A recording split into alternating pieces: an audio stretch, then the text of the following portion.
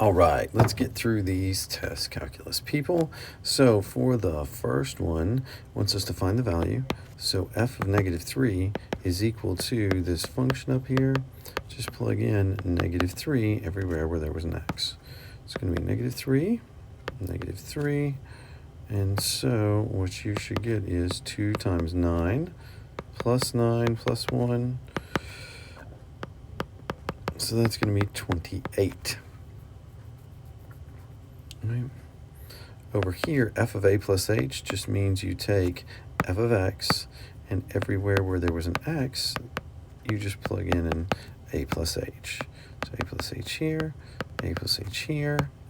So you get 2, a squared plus 2ah plus h squared.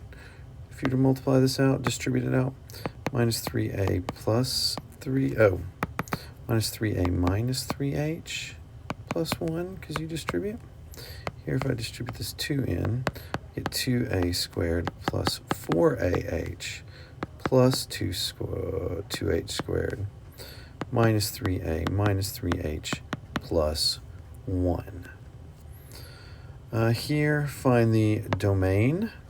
So I'll worry about where stuff divides by 0 or the square root of a negative. For stuff divided by 0, we set the denominator equal to 0, which would be, I don't want this to happen, but that would mean that this is true, which would mean that x is equal to -9/2 is something we don't want. So you can be anywhere on the number line except don't be -9/2.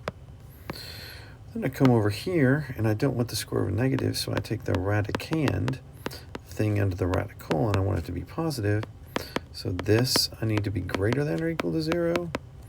So it means that x has got to be greater than or equal to -9/2. So on the number line, you can be equal to -9/2 or bigger than it. So now where do they overlap? So the overlap, it looks like what they have in common, their overlap, is don't include -9/2 out to infinity. So from -9/2 out to infinity, in other words, this, this out to infinity is your answer. That's the domain. It also wants all zeros and intercepts, so it wants the x-intercepts, or the zeros, and the y-intercepts. Well, the x-intercepts, if I put it right here, but the x-intercepts are where y equals 0. So you set the entire y equal to 0, but the only way that that can happen is if the numerator is equal to 0, so you get -1/3. So that means one of the x-intercepts is -1/3, 0. The y-intercepts are the easier ones. That's where x is equal to 0. So you simply plug in 0, and you get 3, 0 plus 1 over root 2, 0 plus 9. So you get 1 over the square root of 9, so you get 1/3. So that means that 0, 1/3 is a y-intercept. There you go. Look at number 3. Find the equation of a line satisfying these conditions. You have an x-intercept of -6. So the x-intercept is where y equals 0. So we've got -6, 0. And a y-intercept is where x equals 0, of 0, 9. So what's the equation of a line? So I know it's y minus y1 is equal to m x minus x1. You get y minus, I'm going to go ahead and name my points. This is x1, y1. It's x2, y2. Doesn't matter what order, just stay consistent. So I get 0, and over here I get what? X minus a -6. So you get y is equal to m x plus 6. Now I need to find m. I know that m is the change in y over the change in x. So it's y2 minus y1 over x2 minus x1. So y2 is 9 minus y1 over x2 minus x1. So it's 9 over 6. Take out a 3, you get 3/2. So y is equal to 3/2. X plus 6 is the equation of the line. It satisfies the conditions. If you wanted to make it look nice, it would be this. What, plus 9? Okay.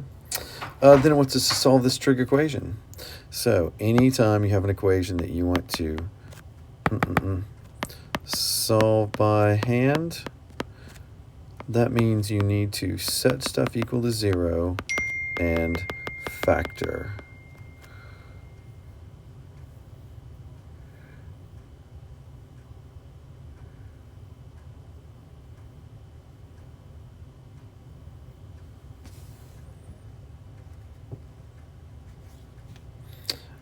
So I've got all this.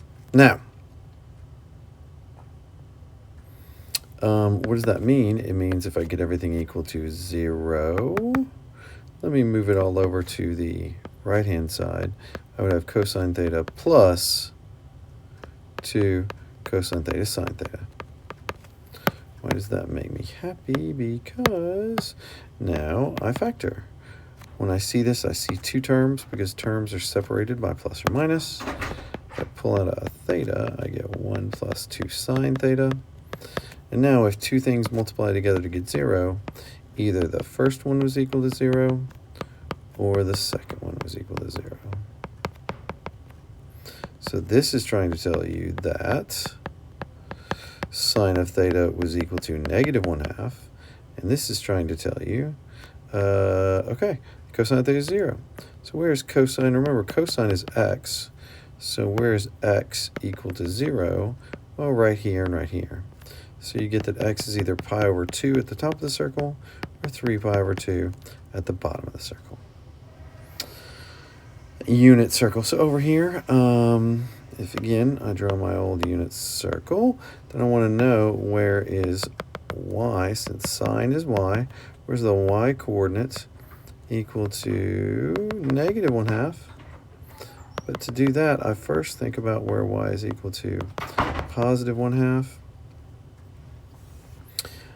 So where is sine equal to positive 1/2? Well, that's going to be pi over 6 in this quadrant. So pi over 6 is my reference angle. So I get pi over 6, 5 pi over 6, 7 pi over 6, and 11 pi over 6 are the 4 places that satisfy the second equation.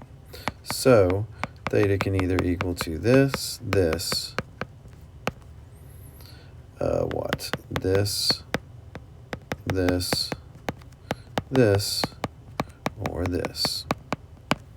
Those are your 6 answers. Cool. All right, public university estimates that 65% of its students are offered admission. Find a linear function that estimates the number of students who actually enroll. If that many are offered, how many actually enroll? So n is the number of students that actually enroll. So n is a function of x, the number offered. That n, the number that enroll, is going to be 65% of the number who enroll. If they want their class size to be 13,000, I set my output equal to 13,000. So x is going to be 13,000 divided by 0.65, and that would be how many students we need. Let me take a second to warm up the computer. Oh man, okay. Okay, sorry. So what I need to do is 123 divided by 0.65. Okay, so that is going to be 20,000. That's what we need. We would need, need to offer, need to email,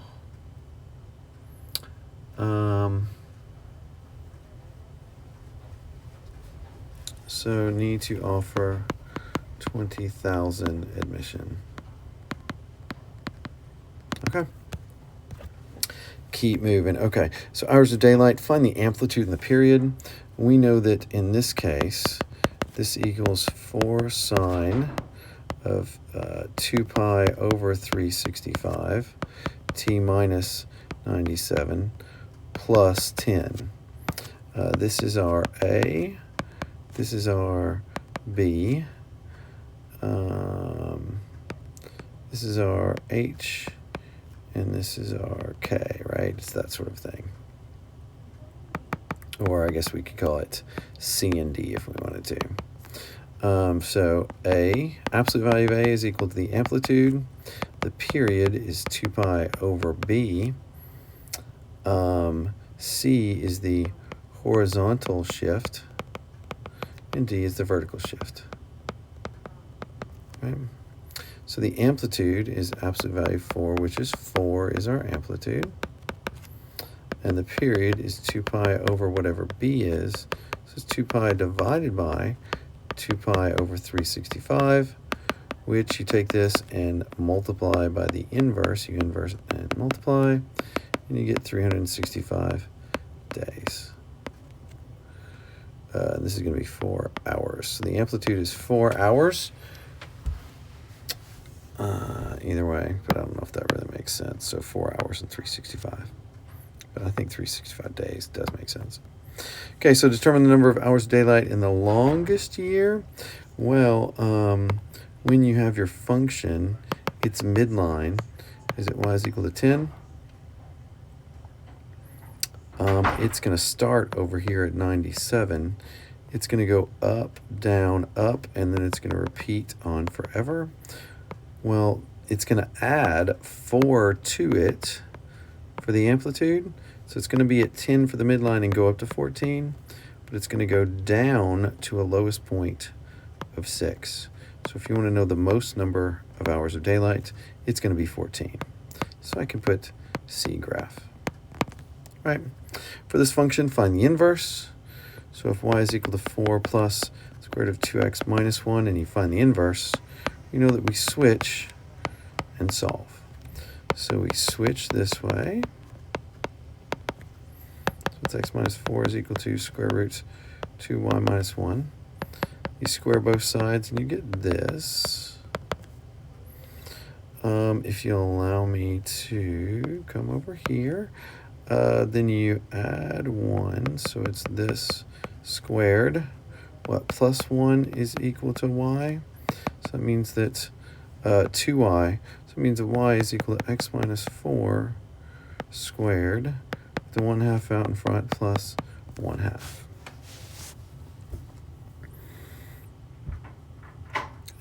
Is what this thing looks like.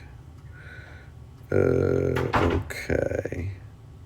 So, notice that this is in vertex form, where that's my h, that's my k. So my vertex is 4 1/2. Vertex, boop, boop. That's my vertex, which makes me happy. So that means this thing is over here at 4 1/2, and I can tell that it's opening up. It's got a positive number in front. So that means its domain, because it is a quadratic, is all reals, and the range is going to be from 1/2 on to infinity. And I would just say, C picture. Vertex is 4 1/2. Okay. All right, solve this sucker. So I get 5, 3 to the 2x is equal to 20. 4 is equal to 3 to the 2x. Then I can take the natural log of both sides. Get the natural log of 4. Pull down the 2x, I get 2x is equal to natural log of 3, natural log of 4. So that means natural log of 4 over natural log of 3 is equal to 2x. So that means that x is equal to ln 4 divided by 2, ln 3. Not the only way to do it, but it gets the job done. Here you divide both sides by 3, and you get 3 ln square root x plus 2. But then you remember that this is, what, x plus 2, all that stuff to the 1/2. So maybe I'll do this to make it clear. It's this stuff to the 1/2. So what that does is it means you can pull that out front. So it's really 1/2 ln of x plus 2 is equal to 3. So in other words, 6 is equal to ln of x plus 2. Now, this is in log form. You can put it in exponential form. since this is the same as log base e, it's really e to the 6th is equal to x plus 2. Because it's this to that equals that.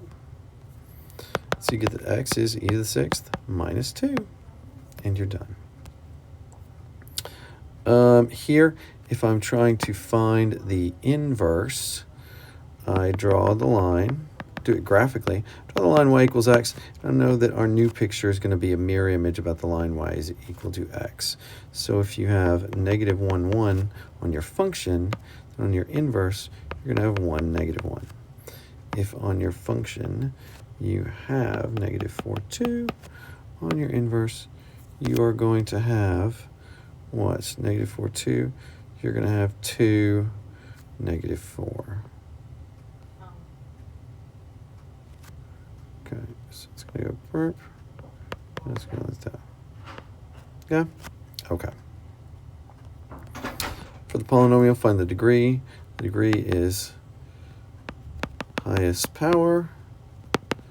And so it is 3. Find the zeros. Zeros are the x-intercept, which is where y equals 0. So you set this equal to 0. And then here, since it has 4 terms, you factor that thing by grouping. So I take out a negative 1 out of the second chunk and an x squared out of the next chunk. Well, then I need to view it as 2 terms. It's this thing minus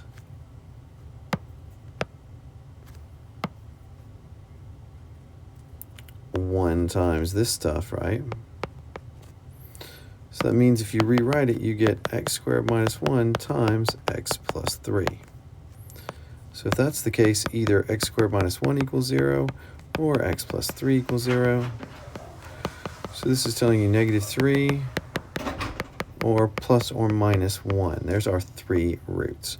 We would expect 3 roots because it was a 3rd degree. Leading coefficient to tell you the end behavior.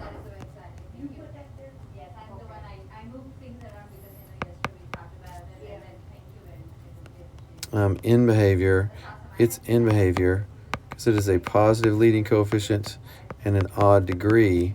The in behavior is going to be down, up. So down, up. In other words, as x goes to infinity, y goes to infinity. As x goes to negative infinity, y goes to negative infinity. Determine algebraically whether the polynomial is even, odd, or neither.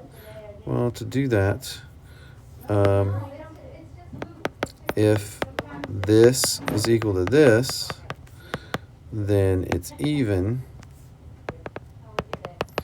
If this equals negative this, then it's odd. Otherwise, neither. So the main way to check for symmetry is plug in negative x. So f of negative x is equal to negative x, that crap cubed, plus 3 negative x gets squared, minus a negative x minus 3. So you get this plus 3x squared plus x minus 3. Is that equal to the original? So plus, plus, minus, minus. Plus, plus, minus, minus. This is not equal to negative the original. This is not equal to the original. So neither odd nor even. And that looks to be it for that one. Let's go to test 2. So look at test 2. Now we're finding limits. When you read it from graph as x goes to 1, so as the inputs go to 1, it looks like this is x goes to 1. In this case, this was from the right. So there would have been a drawn in. Was that from the right? Oh, no, I'm sorry. No, it's just 1. So as it gets closer to 1 from either side, it looks like this function wants to be 0. F at 1, when you evaluate it, is 2. The limit as x goes to 0, well, it looks like as you come in from either side, the function wants to be negative 2. what happens as x goes to -1 from the right. So as you go towards -1 from the right, looks like the function wants to be 0. And as you go towards -1 from the left, looks like the function wants to be infinity. F of -1, well, since it's filled in, it's 0. And then the limit at, as x goes to -1 of f of x, does not agree because, does not exist, because the limits do not agree. We said that was very, very important that we write that. Okay. So here, anytime we evaluate a limit at a point, we always try and plug in first. So here we plug in first and we get 0 over 0 when you plug in -4 in for all these x's. That means there's a hole that we have to remove. So since there's a hole at -4, I know that x plus 4 is the factor that I'm going to want to cancel out. I need to know how to factor. If you don't, you better practice, because you get this. But then remember, we break this up by separating out a 1. So if you can pull out the same thing in top and bottom times what's left over, then you can let it go away because it's just equal to 1. You don't just cross out. So now this original limit is equal to this limit because we've removed the hole. And then when you, now I've got a new limit, so I just plug in and it works and we get 9 over 17. Here, same sort of dealio. You always try and plug in first. We plug in 0 and we get a hole because 0 over 0 means you have a hole. Likely, most likely you have a hole. Not always, but most likely. So 0 over 0 is telling us that more than likely we have a hole that we have to remove. So this hole is at 0. So we expand the top. When we expand the top, we end up getting this because the 16s cancel out. But when we look at this, we can factor an h out of the top, and we're left with this. And an h on the bottom, so h over h just goes to 1, and so we're left with this. Now it's a new limit. We have removed our hole.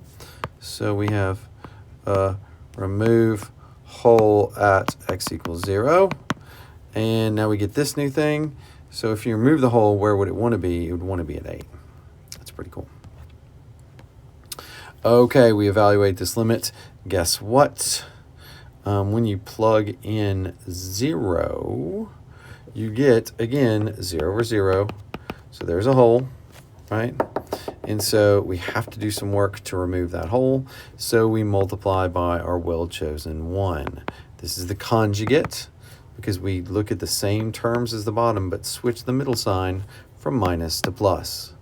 But this entire object here is called a well-chosen 1 because it's a good choice. When you multiply it out on bottom, you always get the first one squared minus the second one squared because it's the difference of two perfect squares, because a minus b times a plus b is always a squared minus b squared. If you don't believe me, multiply it out. On top, you get this. Great thing is on bottom, stuff cancels, and we get x, which is what we wanted. So now this x and this x, I can factor out like so. And then from here to here, since this is equal to 1, we can let it go away. And that is our way of removing the hole at x is equal to 0. So now I have a new limit that doesn't have a hole. So when I plug in 0, I get what it wants to be, which is -20. Here, when you plug in -5, you get a constant over 0, which means we either go to infinity or negative infinity, more than likely. But here, since we come from the left, that means x is less than 5. So I test something a little less than 5. How about 4.9?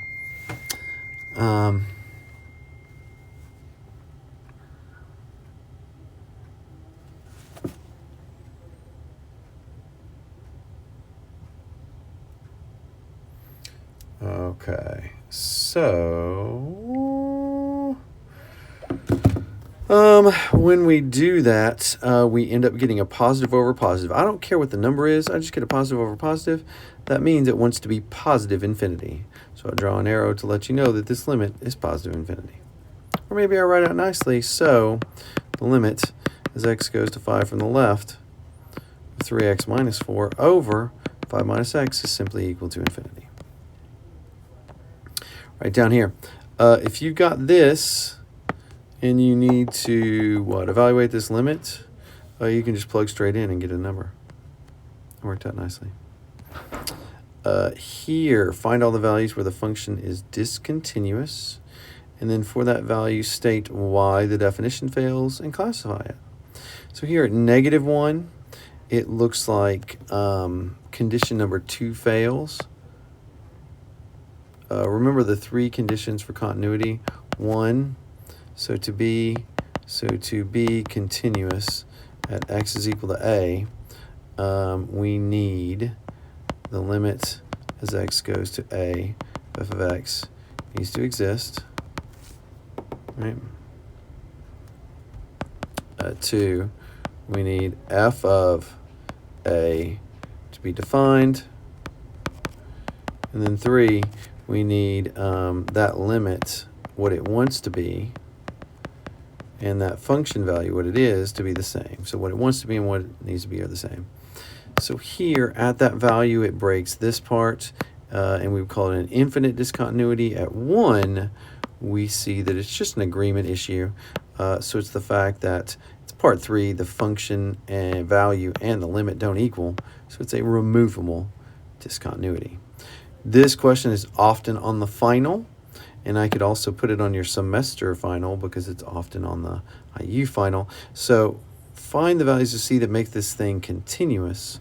When we know to be continuous, well, number 1, it's going to be continuous everywhere to the left of 1 because that's a polynomial and they're always continuous. It's going to be continuous to the right of 1 because that's a polynomial, always continuous. So we just worry about at 1. So at x equals 1, when you plug in 1, it exists. You get 1 minus c. Number 2, we need that limit to exist. So we need to force the limit to exist. So we say from the left, as x goes 1 from the left, we would use the left-hand piece because it's for x less than 1. So we need to know when x goes to 1 from the left, what does that want to become? Well, we plug in, we get c plus 2. Then from the right, what does the function want to be? Well, from the right, we use the right-hand piece, or in other words, where x is greater than 1. And then when you plug in 1, you just get 1 minus c. So those have got to be equal. So we've got to force equality for that to happen. And when we force equality, we solve and we get that c must be equal to -1/2. Okay, so what is this funness? Okay, so first, I take f of, I want to find the slope of the tangent line at A and find the equation of the tangent line at A. In other words, where A is equal to 2. So let me do this to kind of get that out of your visual field if that's super distracting. So what we really want to do is we want to find this. F at 2 plus h minus f at 2 over h. That is the derivative of a function at 2. So 2 plus h, when we plug in 2, we just end up getting this. Boop, boop, boop, boop. So we plug in 2, we end up getting this. So all of this right here, do this. So all of this right here is what it means to be 2 plus h. So this 2 plus h is just equal to that. And then f of 2 is just f of 2 just turns out to be that. So we put 13. Then things cancel out nicely and we get this. And so now, hey, guess what? When you plug in 0, I get 0 with 0. So I need to cancel out a whole. Well, guess what? I factor an h out of the top and bottom. I get this term right here that's just equal to 1. So it can go away. I remove the whole at h equals 0, which is the key step when we're taking using this limit definition of the derivative. So we get 16 plus 4h, so we get 16. So really you just found the derivative at 2. So if that's the derivative at 2, if I want to find the equation of the tangent line, well, I need to find out what y of 2 is. Well, guess what? Y at 2 is 13. So now I'm ready to make my equation of the tangent line. And I say y minus y1 is equal to mx minus x1. They gave me at 2, and I found out that the y associated with it is 13. And I just found out that the slope at that point is 16. So there's my equation of the tangent line. And is that it? Awesome sauce. That's it. So let's go on to this last test that we just did. So for this last test that we just did, if you got this derivative that you're taking, you always want to pull out the constant first. So we pull out the constant, and then the derivative of e to the stuff is e to the stuff times the derivative of the stuff. So we get this times this. Then this is just product rule. First, second, second, first. Natural log is 1 over x, and this derivative is that. So really here you're done, but you can do a little bit of simplification. So the main key there is always pull out a constant first. We see this. We change the form anytime we have a root. We change that to a fractional exponent. So we get x to the 1/2. Stuff to the 1/2. Its derivative is 1/2 stuff to the negative 1/2 times derivative of the inside. Notice this wonderful detail. So we get this times the derivative of the inside. Then we actually do the derivative, low, high, low over low squared. And we very carefully take this derivative. We take this derivative. And so then we simplify, and it turns out that this factor right here is just that. It's just 18 over 6 minus 2x, that quantity squared. But then we said, now we need to simplify. We know that stuff to the 1/2, a fraction to the 1/2, is the top to the 1/2 divided by the bottom of the 1/2. Why is that great? Because then we can cancel out. Because we have like bases, we can cancel out. Also, if we have 18 over 2, that becomes 9. And that is our final answer. So that thing right there. All right. Then if we have this, the natural, okay, which one was that? So that's that. Okay, good. Then the natural log of cosecant. The derivative of natural log is 1 over stuff times the derivative of stuff. And the derivative of cosecant is negative cosecant cotangent. You must learn all your rules. Here, product rule is the form. So first, second, second, first. Derivative of a to the x is a to the x, natural log a. Very, very important. So that's this. And this is just x to a constant. So that's its derivative. So really you're done here, but you can clean it up a little bit. Here, y is equal to x to the x has got to be log differentiation. Take the natural log of both sides here, and the reason we do is so that we can pull down this exponent and get this. So now when you take the derivative of this, the left-hand side is always y prime over y. On the right-hand side, we get x ln x plus ln x x, where we've got our derivatives. Derivative, this is going to be x times 1 over x, so you're going to get 1. Derivative of x is 1, so we just get ln x. So really, we have y prime over y is equal to 1 plus ln x.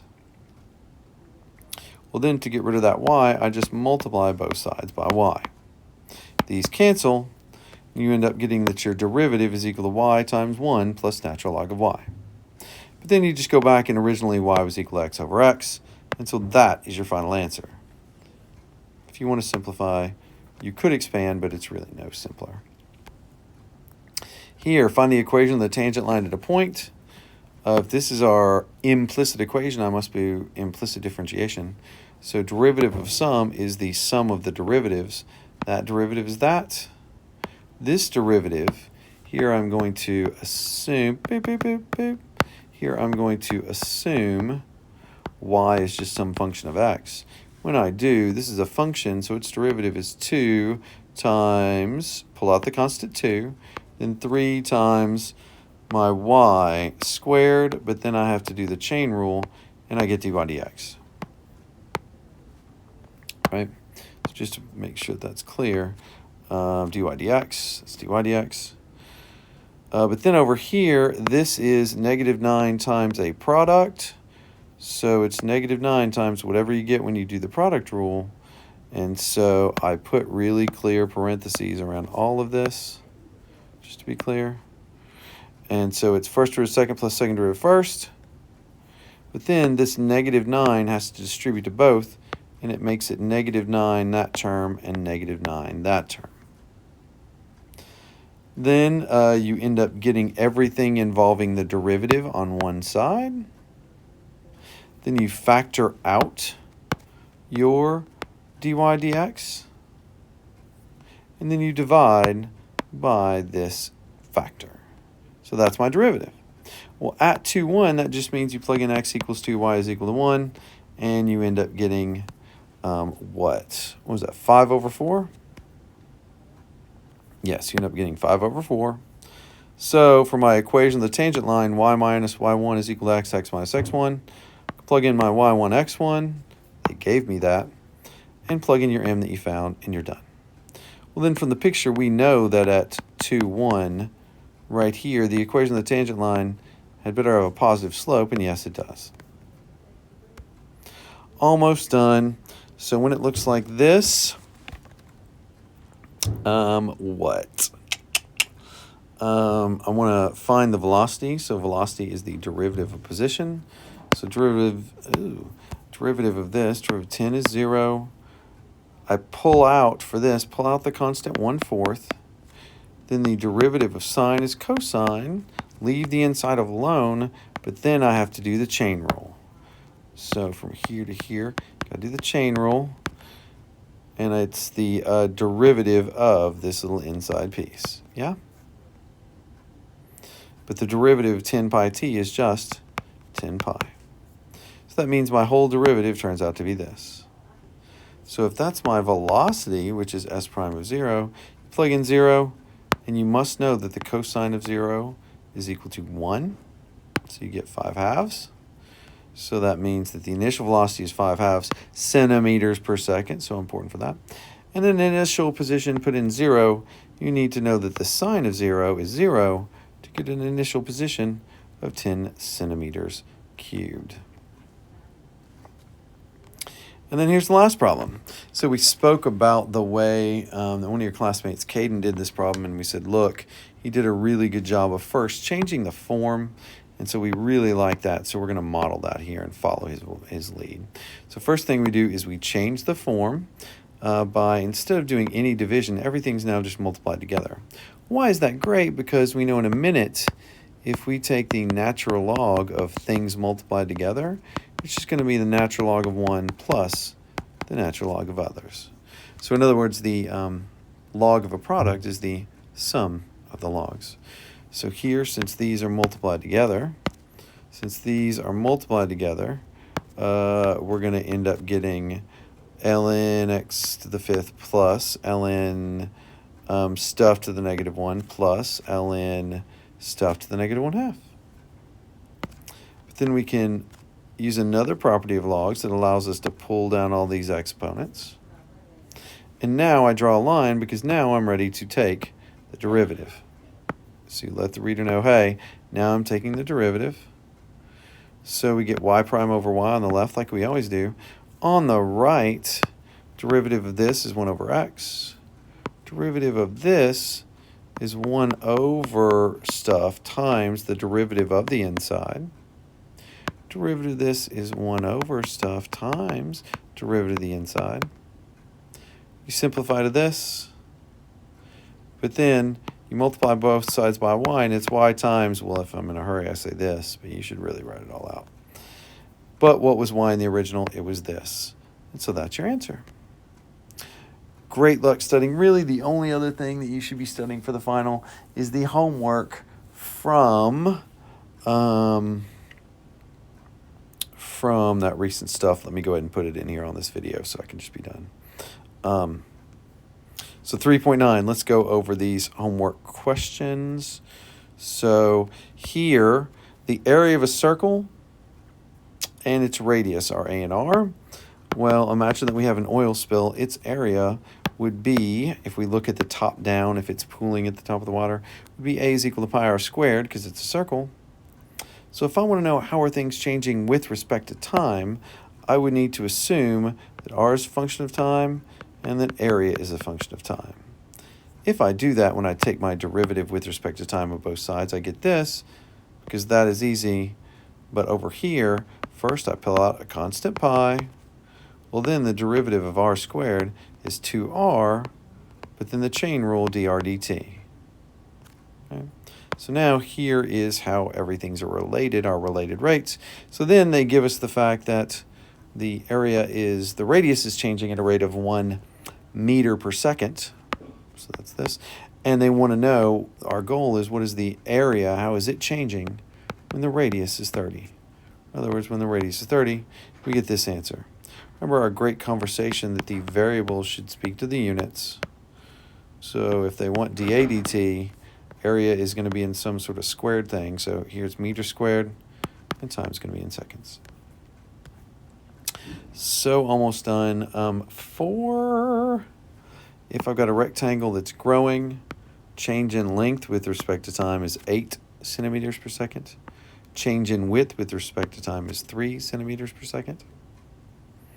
Wants to know, what is the change in the area at the exact instant when L is 20 and W is 10?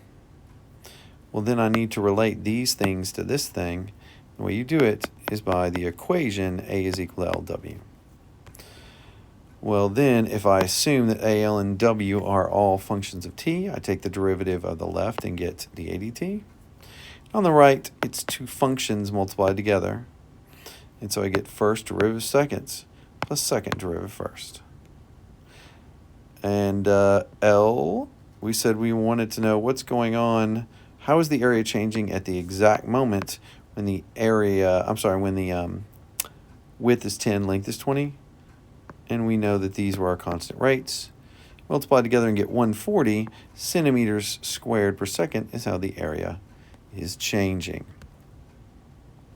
So then 4, this is going to be the last one that we're going to worry about for our final exam. So if we have a sphere and this is the surface area, given surface area and the fact that our snowball, its surface area is changing or decreasing at a rate of 1 square centimeter every minute, well, then the derivative would be negative because it's decreasing. They want to know, how is the diameter changing at the instant the diameter is 10?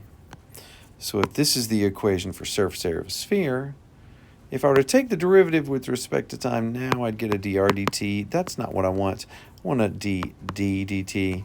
So I replace r with d over 2. But d over 2 squared is d squared over 4. And these cancel out. So now this is the equation that I would like to take the derivative of. I take the derivative with respect to time on both sides.